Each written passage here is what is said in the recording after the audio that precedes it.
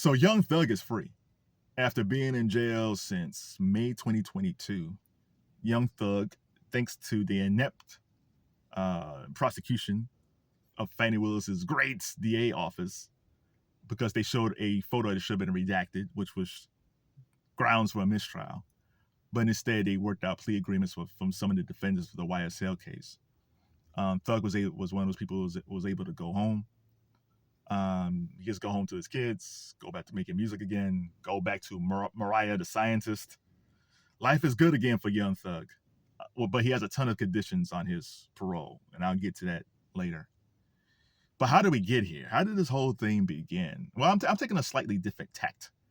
I'm beginning with four people. Paul Howard Jr., the former DA of Atlanta. Fani Willis, who became the new DA of Atlanta. Rayshard Brooks, and Ahmaud Arbery. Rayshard Brooks was a young man killed by the Wendy's in Atlanta by police. Clear case of police brutality. Paul Howard was going to prosecute those officers for police brutality. And you have Ahmaud Brooks, Ahmaud Arbery. Ahmaud Arbery was the young man jogging outside of Atlanta, I believe. And he was chased down by three men in a pickup truck because they thought he was going to steal something out of a house that was being built. And they tracked him down and killed him. So Paul Howard was running for re-election, maybe in 2020 this was. And, you know, his office had some issues, right? So he was ripe to being voted out. He gets voted out. Fani Willis comes in there. She decides not to go after the officers who allegedly, I guess I got to say, killed Rayshard Brooks. So she basically told police, you can do whatever you want in Atlanta while I'm in charge. Ahmaud Arbery, she kicked the can over to the state and the feds.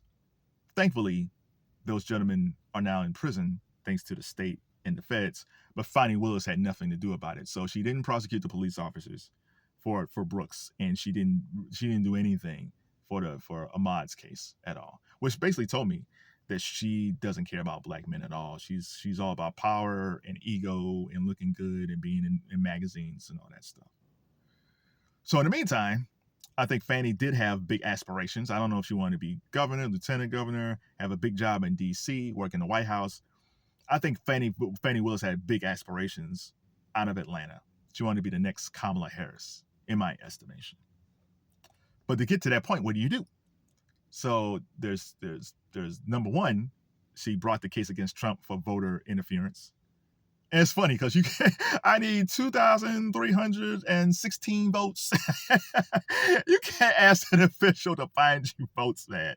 But she brought that case against Trump. MSNBC was giddy about it. I mean, I like it. MSNBC's okay, you know. But I remember Lawrence O'Donnell was like, oh my God, Fani Willis is so great. And Rachel Maddow was the same way. It's like, no, like you guys are watching from the Trump angle. I understand you guys see it from that angle. I'm looking at her from Ahmaud Brooks and from Rayshard Brooks and Ahmaud Arbery. So like, no, I don't trust her at all. She's not as great as you guys think she is. Yeah, the voter interference thing is one thing, but I'm looking at the whole picture. But it was all giddy about Fani, and Fani was getting all these magazine interviews and all that stuff. So that put her in the national spotlight. The number two thing she did was, well, she wasn't going to try to protect black men or look out for black men, except for Nathan Wade, her ex-boyfriend. But that's a whole different story. She dusted off the whole old playbook of going after rappers in the 90s, and she went after Young Thug and YSL. So Young Thug always mentioned YSL in his rhymes. But she was trying to say that Thug was his mastermind, John Gotti type of racketeering, RICO charging type of dude. And you know, so she's like, he's not just a rapper, he's a dangerous individual that's on the streets. So that was her playbook. And I think she used that to kind of stay connected to the suburban people in Fulton County. The vote, so she gets reelected, she gets the suburban vote. So she got the national people loving her because of Trump. So that's long term. Short term, she's going after these dangerous rappers, which makes her look good for suburban people in Fulton County. Oh, tired playbook. So in the case, there was three judges. You had Judge Glanville, who looked like Uncle Phil from The Fresh Prince, very jolly, tan-colored brother. You had a second judge who didn't last for a minute, and you had Judge Whitaker. So why was there 3 judges if you haven't followed the case? Well, Judge Glanville was the lawyer for most of the case. And he seemed like he was an RA dude, but very quickly you quickly realized that Judge Glanville was on the side of the prosecution. You could eat during the trial. They was able to spin Thug's lyrics around to make him say things that he didn't say. Brian Steele, Thug's lawyer, because Thug had two lawyers. One of the guys was Brian Steele. The lead attorney was Brian Steele, but he was always calling for mistrials because the prosecution was withholding evidence and then let the defense attorneys know about certain things, and it was one, they was doing a shabby job, and 2, they were just doing things they were doing things to see if they can get away with it. And Judge Glanville just let things happen. It's almost like Brian Steele was all the time saying like, hey man, this should be a mistrial. You see what they're doing? And it's like, I don't know what you're talking about. Next witness. Judge Glanville did not care. But Judge Glanville did get tripped up. So there was a witness named Little Woody. Little Woody now is a big time social media platform star now. And but Little Woody did some horrible things. There was a reason why Little Woody was in prison. But Little Woody cut a deal for immunity as long as he testified against YSL. So he gets on a witness stand, and he was on the witness stand a lot. And it was tiresome, and it was long, and it was arduous. Because I was watching the coverage with the lead attorney in AV on their channel. Because they've been covering it almost the whole time, just about. I think Emily D. Baker started it first, but then lead and AV then jumped on it. But yeah, so Little Woody, so he was on the witness stand. And every time they asked him a question, the prosecution asked him a question, he kept on saying, I don't recall, or I take the fifth, I don't recall. I told you, I don't recall. So the prosecution was like, hey, you got immunity. You agreed for immunity. You agreed to testify. I don't understand the question. I don't recall. I plead the fifth. So they sent him to jail for contempt of court. A day or 2 later, Little Woody is in the judge's chambers, Judge Glanville's chambers. And the prosecution said, listen, you got immunity. We're not going to charge you with anything else. Just tell us what you know. So you would think, okay, that's fine. It wasn't. It was illegal. Because in that meeting, it's called an ex parte meeting. Inside that meeting, the defense wasn't present. Now, all my years of watching Law and Order and Ally McBeal, I know whenever they're in the judge's chambers like that, there's the prosecution and the defense. And there was no defense. And for the Young Thug trial, it's not just Brian Steele representing Thug. When Fani Willis brought all these charges, there was a bunch of black men who got charged with him. And she tried them all at once, which is insane. When the trial first started, it looked like a zoo because there was like lawyers on top of lawyers, witnesses on top of witnesses. There was no places for everybody to sit. It was a madhouse. They got a bigger courtroom and they kind of streamlined it, but it was like a madhouse when it first started, right? But whenever you have a meeting in the judge's chambers with a witness and the prosecution, the defense has to be there so they know what's going on. Thug's attorney, Brian Steele, and the other defense attorneys get wind of this, especially Brian Steele. Everybody comes back into court.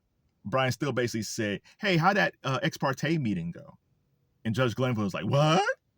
What do you mean? Say, you know what I mean? It was you, the defense, and Little Woody.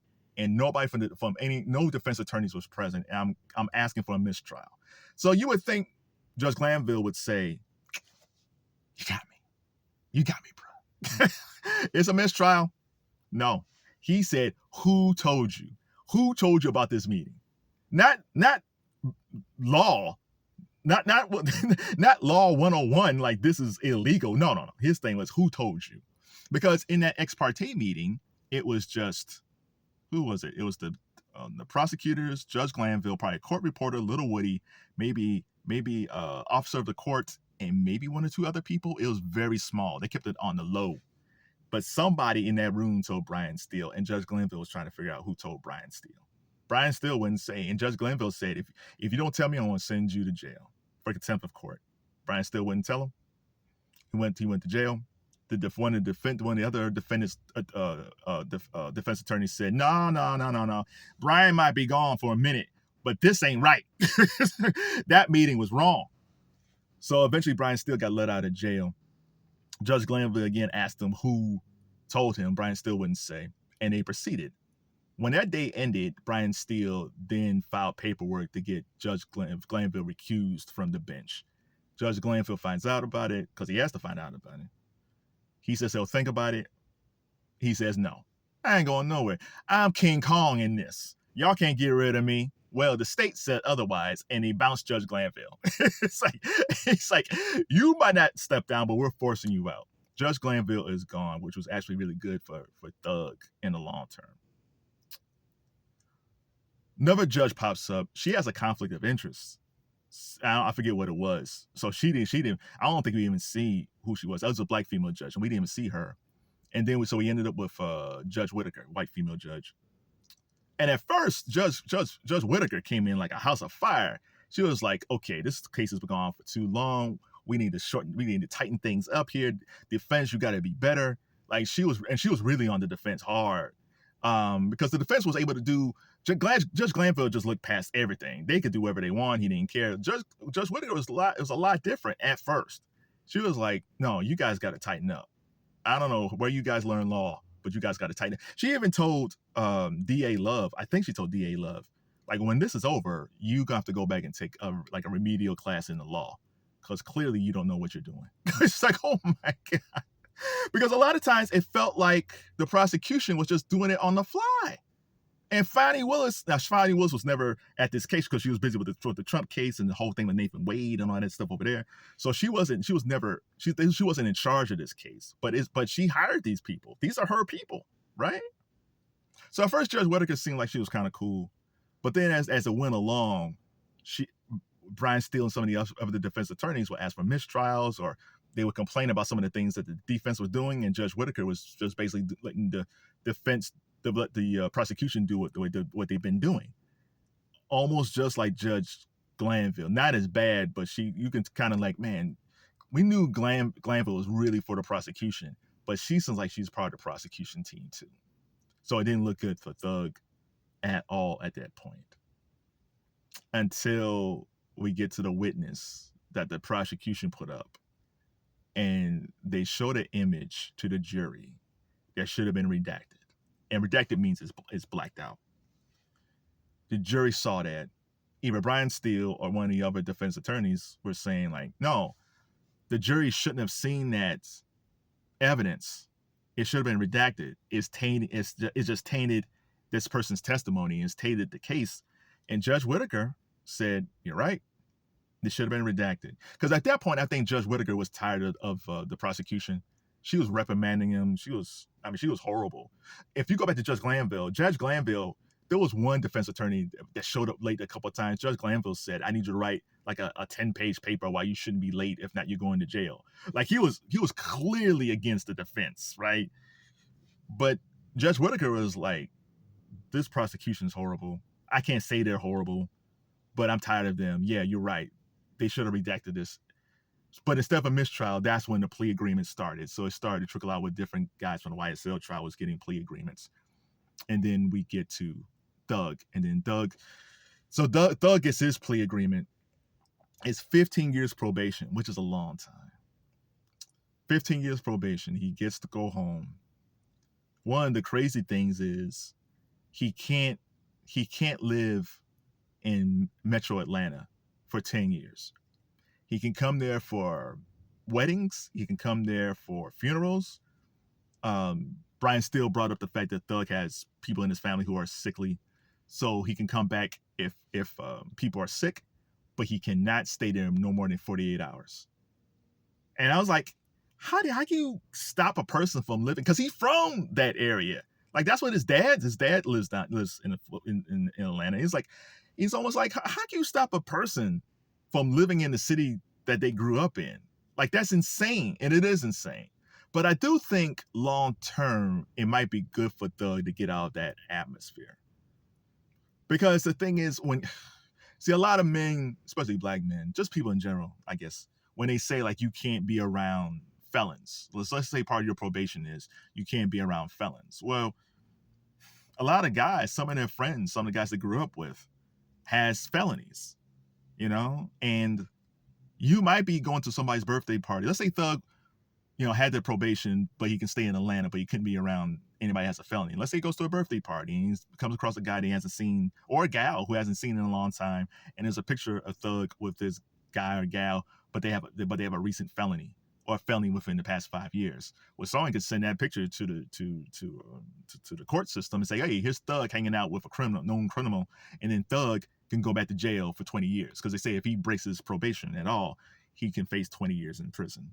So it's almost a good thing that Thug is not in Atlanta, even though it's wrong. Like, you should not, unless you can prove that Thug has like one of the most dangerous people known to man, he should be allowed to live in Atlanta. But I think the long term, he's better off just going to a different city, chilling with Mariah the scientist, still have his kids around and things like that. But I think he's better in a quieter, safer space. Like, even moving forward with Thug, like everybody moving forward, no matter if he's touring, making music, whatever he's doing, he got to make sure whoever is in his inner circle, whoever is working for Thug, can't have a felony.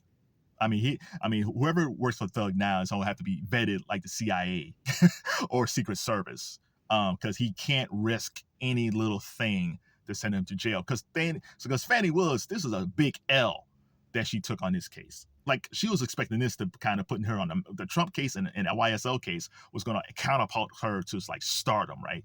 She took a big L in this case. So anything that can get Thug back into prison and makes her look good, I'm not saying they're going to try to do something, but he just has to be really careful.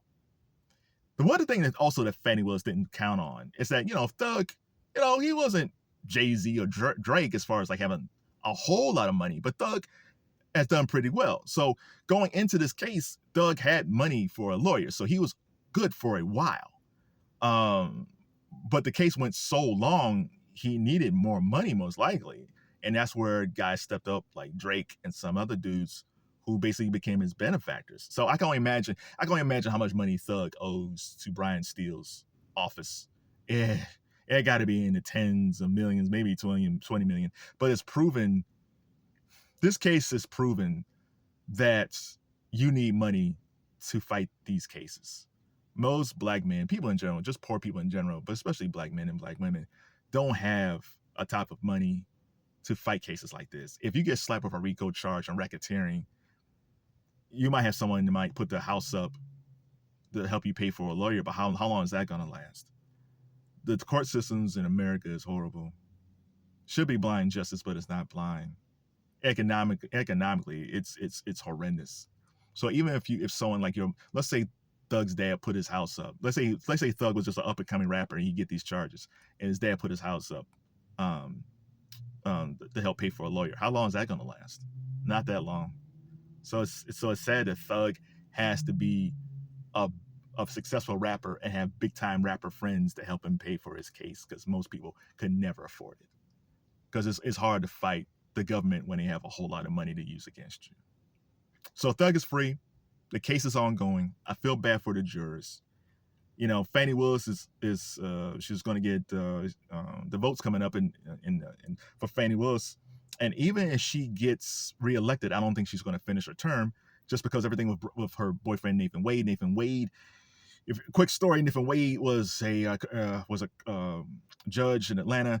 Fani Willis, during this Trump case, she had some initial people on her team, but they didn't want any part of it. She gets Nathan Wade. Nathan Wade becomes her number 2, but then her and Nathan Wade start taking all these trips. And it's like, wait a minute, like, who's paying for all these trips? Is the office paying for these trips? Like, they was traveling everywhere. So basically, it was either Wade goes or Fani goes. Wade's gone, but then she still has to talk to the board, talk to the bar, and also the Georgia state attorneys, senators want to investigate this whole case as well. I mean, a lot of those guys probably didn't like the case against Trump anyway, but you have to start looking at, like, you and Wade, like, where's this money coming from? There's a lot of stuff going on with Fani Willis in that office. And again, I don't even care about that at this point. I'm more concerned about why did you spend so much money on this YSL trial, the longest running trial in Fulton County history and the most expensive trial in Fulton County history. And the people that you hired to try this case seem to be inept. That's why I would investigate her on. So I don't think Fani will finish, even if she gets elected on election day. I don't think she'll finish her term as DA. So I will end on this. If you are a person who's a lawyer, I advise you to start your own YouTube channel. The YSL trial has been going on for so long. Lead attorney is great. I've been watching Lead forever. He's one of those guys from the KS tree. If you know what KS is, shout out to you. But Lead, when this trial started, Lead covered all the Judge Glanville stuff, and all the way up to like when Judge Whitaker was taking over. Then Lead started disappearing, and his co-host AV to the Sun of Power, she took over handling the live streams of the case, and we didn't see Lead for a long time. And then we found out Lead has cancer. He had cancer treatment. So Lead was gone for so long. He was healthy when the case started, 3/4 of the case. He disappears to go through treatment, and he comes back a few weeks prior to Thug being released. That's how long this court case has been going on. But if you are a lawyer, I would say start a YouTube channel. When it comes to advertising, when people click those ads on YouTube, two of the highest paying channels are insurance for whatever reason. I guess we all need insurance, right? So insurance channels do really well, and law channels do really well because everybody needs a lawyer, I guess. So if you're a lawyer, I would advise you to start your own channel.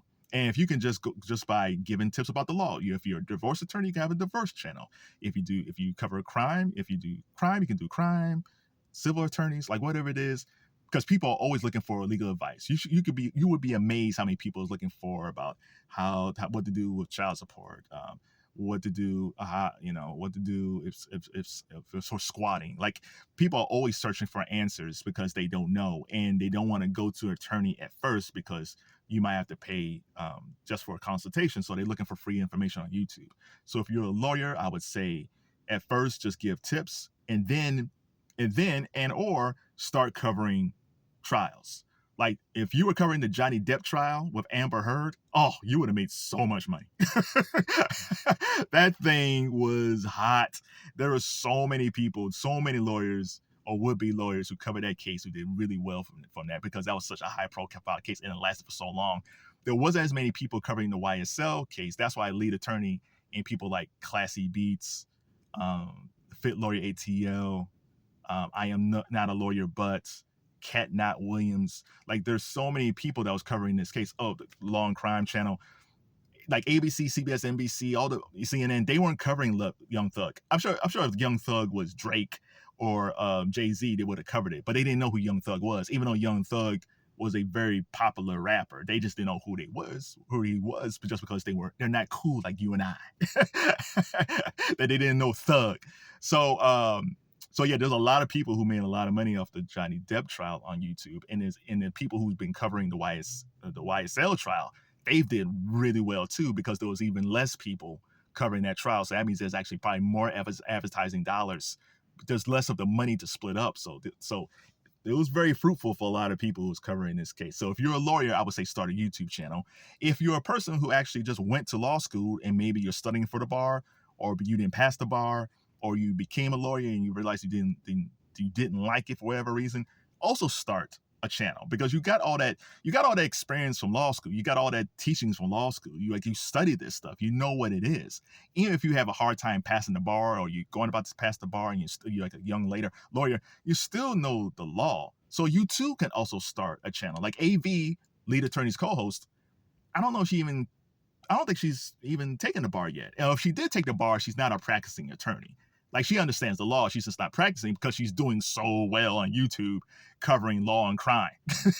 So you could be a lawyer and start a channel, or a person that's just in law school or just out of law school or didn't pass the bar or got out of law. You can still do the same thing. There's no criteria. It's like, oh my God, you're not a trained lawyer. How do you know? If you know the law, you still have some expertise. So, lead attorney is like, he has 20 years experience on AV, but AV is still very good at what she does because she studied the law. Or if you're a person, there's a channel, I Am Not a Lawyer, but I don't think she's a lawyer at all. She just loves law. She loves law and crime. So if you're that person and you didn't go to law school, you tried it, didn't work out for you, you don't, the idea of you going to law school, maybe you couldn't afford going to law school, whatever it is, but you love the law. You soak up law and crime, court TV, Law and Order, SVU, LA Mobile, like all the practice, Matlock, Andy Griffith, Matlock 2.0. If you just love law shows and you study the law, Dateline, all these, all these true crime things, if you love that and you study it and you just get excited about cases, you can start a channel too. You can start a channel covering, maybe there's a case that you saw on Dateline that you want to investigate further. Maybe it was something that you saw in 2020. Maybe there was a case that you saw on Matlock. It's like, oh, that's an interesting case. Let me investigate that. Let's see what happened with that case. Or maybe there's an ongoing, but also you could have covered the YSL trial or the Johnny Depp trial. Like, there's no criteria. It's just that just be knowledgeable. And for something like the YSL trial, these cases went on forever. Like these were long days. There was like days that these cases like the court was like 7 hours, 8 hours, 9 hours long. So if you're going to live stream it, be prepared, because it can be very long. Or if you don't live stream it, you can just cover the cases, do what law and crime does. Law and crime live stream these cases, but then they also do wrap-ups. So if you want to just do a wrap-up, you can do a wrap-up. That's fine. But I'm telling you, if you're a lawyer, if you're a law student, if you just love law and you're passionate about it and you think you can bring some expertise or some type of knowledge to it, I advise you to start up a channel on YouTube. And it's not to say that you're going to be making money overnight, because it's going to take some time. Like lead attorney, when he first started off, he didn't make a lot of money. He was still a lawyer. His job was still paying his bills. But then after a while, he was making so much money on YouTube, he stopped being a lawyer. I think he still takes consultations here and there, but for the most part, it's like, no, I don't need to practice law. Look what I'm doing here. But that doesn't happen overnight. It doesn't. So don't believe people on YouTube nowadays are saying like, oh, it's easy money. It's like, yeah, it can be, but it takes time. It takes a long time to get monetized. You need 4,000 watch hours, which sounds like a lot. But if you have a channel that people find engaging, if you do live streams or you put up content that goes viral, and you can't predict what goes viral, it just happens one day. That 4,000 hours can come pretty fast, or it might take a while. Mr. Beast wasn't Mr. Beast. Mr. Beast started his channel 12 years ago. He wasn't automatically Mr. Beast. Mr. Beast became Mr. Beast like 5 years ago. Like if we go back to YouTube 6 years ago, PewDiePie was the top guy, right? And Mr. Beast was probably just coming up at that point. So it was like Mr. Beast just started his channel. He started making these hundreds of millions of dollars. That took some time. And if you watch his channel, he was just doing he was like a reaction channel where he was doing like video games, playing video games, things like that. It wasn't the competition shows that he has now. Like that came over time. Like that's what I do. I love seeing how a person started off and where they are now. It's usually kind of the same, just the equipment got better, or if they're really big time, you can see the growth of that YouTuber. So yeah, if you're a lawyer, start a channel. If not, if you have something to say, no matter what, start a channel too. YouTube is free. Use your phone. I'm using my phone right now. Use your phone, and then you can just build from there. So shout out to Thug for being home. I know this is a long wrap up, but the case was so interesting, And again, if you want more of an in-depth take on this, because I'm just some dude just watching these videos, there's the lead attorney, there's AV to the Son of Power, there's Classy Beats, there's Emily D. Baker, there's the Law and Crime channel, Cat Not Williams, the Fit Lawyer ATL. There's so many people who probably can do a better job than I just did. But I think I just want to give you guys a wrap up of what I observed from the time that Thug got arrested to his release. And now he's spending his time with Mariah the Scientist. I would be interested if Thug actually sues the state. I don't know if he will or not, but it'll be interesting what happens in 2025. Will the YSL trial still go on in 2025? Lord, I hope not, just for the jurors' sake. Will Young Thug or some of the defendants sue Fani Willis's office for what happened to them in prison, for being in jail, incarcerated for so long, and they were set free? Because if they were really that bad, they'll still be in prison, right? And what's going to happen with Fani Willis? I feel like because it's Fulton County, I feel like she probably get reelected. If she's not get reelected, I would be shocked. But if she does get reelected, do you think she'll last her term? I do not. Because she has a lot. She's going to be in front of a lot of different people explaining herself from the Trump situation with Nathan Wade, and probably she has to answer for the money that she spent on YSL, on his YSL trial, and in the time. You know, I'll be fascinated to see if there's jurors who write books about this, because I would love to hear the jurors' perspective of what they went through. I can't even imagine being on that trial. Oh my God. So hey, note to self. Oh yeah, one more last thing. RICO charges. I'll make this the last thing. RICO charges. I think these prosecutions are really abusing RICO charges. RICO charges was a thing that they went after mobsters like John Gotti, Benny Bonanno, mobsters, racketeering, like, you sleep with the fishes, like mob people. Somewhere along the way, they took it away from going after mobsters to now going after. Every time there's a high-profile black man someplace, RICO charges seems to come up, and I'm feeling like that's being abused. Will that change? Probably not. But I think the spirit of the RICO charge is away from what it used to be when you actively saw mobsters do horrible things and you got them on tape. Like the thing between Thug and John Gotti is that when Giuliani went after Gotti, they had wiretaps, they had like expert testimony. They had Sammy the Bull took a plea and went into witness protection because he testified against John Gotti. They had paperwork. They had so many things against John Gotti. John Gotti was the Teflon Don, and he was able to kind of deflect all this stuff and pay people off. After a while, he just ran out of money to pay off people. But it was too much evidence, and Gotti went to prison. What they didn't have, Fani Willis didn't have that for Thug. She didn't have wiretaps of evidence and documents and photos. She didn't have all that stuff.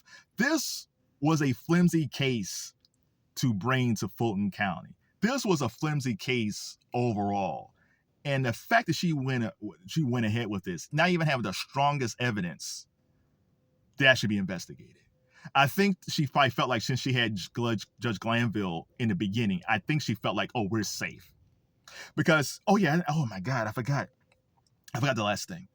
Why Thug got out. Thug got out because the Fani Willis's defense attorneys offered him a plea, and part of the plea was he had to admit, it was the same thing, 15 years probation, gets to go home, but he had to say that he was head of this criminal organization, YSL. And he said, I'm not doing that. Like, I'm not a head of this criminal organization. And he said, I'm not taking a plea. So what he did was he went with a no plea agreement in front of the judge. So a no plea agreement means the judge has discretion of your sentence. So, and this is crazy because Brian Steele, his attorney, didn't want to do it. Brian Steele is kind of like, I think he felt like, listen, I know you don't want to say that you're the head of this game, but they're letting you out on 15 years probation, you'll be free. But Thug is like, I can't do it. I cannot. So Thug was taking a risk, and the lead attorney said Thug could have got 125 years. I bet you if Judge Glanville was still the judge on Thug's case, I don't think he would have got 125 years, but I bet you Judge Glanville would have gave him 25. Because what happened was when Thug turned down the deal from Fani Willis's office, the prosecution then said, okay, we want 25 years. So they was hoping that Judge Whitaker would just give Thug 25 years. And Judge Whitaker, God bless her, Judge Whitaker, because what happened was Brian Steele went up there to advocate for Thug. And if you need a lawyer, find someone like Brian Steele. Brian Steele, like I said, he's on the Mount Rushmore with Johnny Cochran, where it's like, if you need an advocate, man, Brian Steele went through all the evidence they weren't able to present in court to prove Thug's innocence. He went over all the things that the prosecution did wrong, which was a lot. He was up there for a while, not only pleading Thug's case, Thug's defense, but also pointing out the errors of the prosecution. This guy is magnificent. The crazy thing is he couldn't take any cases because his whole case for the past year or so has been Thug. So I'm sure his law firm could take cases, but he didn't because this was his main case. So he made that appeal to the judge. And like I said, the plea was up to the judge. And Judge Whitaker said, I'm going to give you the same deal that the prosecution was going to give you. Because it wouldn't make sense for me to give you something else that they originally offered. They originally offered 15 years probation and he can go home. I don't know how the heck you can go from doing that. And then he says no and says, oh, no, we want him to have 25 years. That's insane. So Judge Whitaker, God bless her, said, I'm just going to give you 15 years probation. You can't be in Metro Atlanta. What else? Oh, he can't put any gang stuff in his lyrics. Those are other criteria too, where it's like, okay, okay, but he's free. So yeah, I almost forgot about the non-plea agreement, and all lawyers say that is such a risky move because you don't know what that judge was going to do. Like Judge Glanville definitely would have gave Thug those 25 years or at least 10 years because he was clear on the side of the prosecution. But that's the scare, and that's why most dudes or women, whoever's in court, don't go over a non-plea agreement because you don't know what type of judge you have. That judge might not like you for your rap lyrics. Like they'll just send you to jail for that. It was a crazy risk that Thug took, but he didn't want to admit to being head of a crime organization. So, which is crazy. So this was extra long. I apologize, but yeah. So, what do you think is going to happen to Fani Willis? Do you think she'll finish her term? What do you think is up next for Young Thug? If you were a friend of Young Thug, what advice would you give him moving forward so he doesn't get caught up in his 15-year probation and get sent to jail and possibly get sent to jail for 25 years? If Thug was your friend, like what advice would you give him moving forward? And what do you think about the court system down in Fulton County, Atlanta? Like, it's not just Fulton County. Most court systems are screwed up in this country. Like, we need an overhaul, but they'll never do it. But, if you're from Fulton County or from Atlanta, tell me about the court system down there because it seems like it's horrible.